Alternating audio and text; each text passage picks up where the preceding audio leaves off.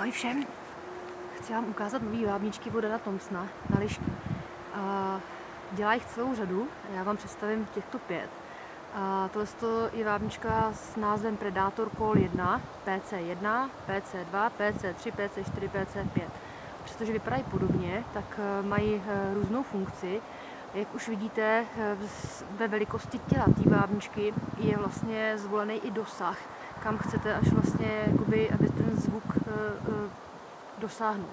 To znamená, že třeba pro naše české podmínky není vhodná vábnička s takovým velikánským tělem označená jako PC1, protože má dosah asi 1600 metrů. A takovou vábničku potom, když vlastníte, tak je třeba jí tišit v dlaních, ale písknu vám na ní, abyste slyšeli, jak se ozývá.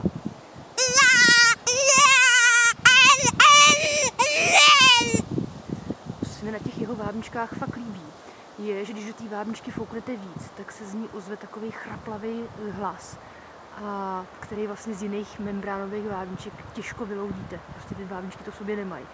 A tyhle díky konstrukci vydávají takovýhle chraplák.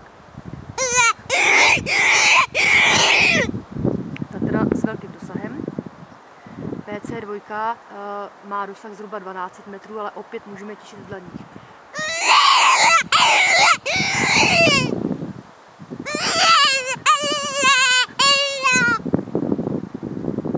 PC3 je vábnička, která je dělaná na kratší vzdálenosti, do takových 400 metrů. Většinou, když lovíte ještě pomocí nějakých odpoutávačů nebo na nějakou krátkou vzdálenost.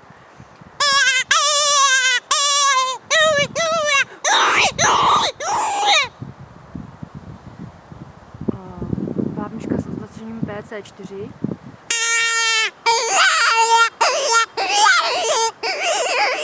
Zase má trošku jiný zvuk. A ta s označením PC5 je dělaná jako s hlasem zajíčete.